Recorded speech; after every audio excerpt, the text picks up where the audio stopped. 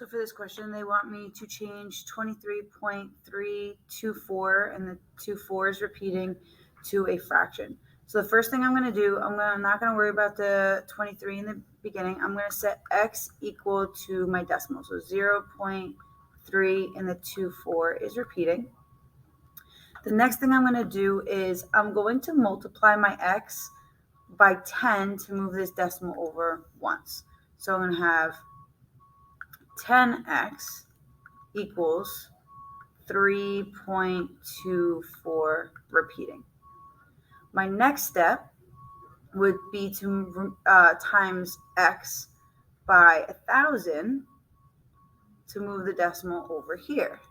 So I'm going to do 1,000x equals 324, and the 24 is repeating. Now what I'm going to do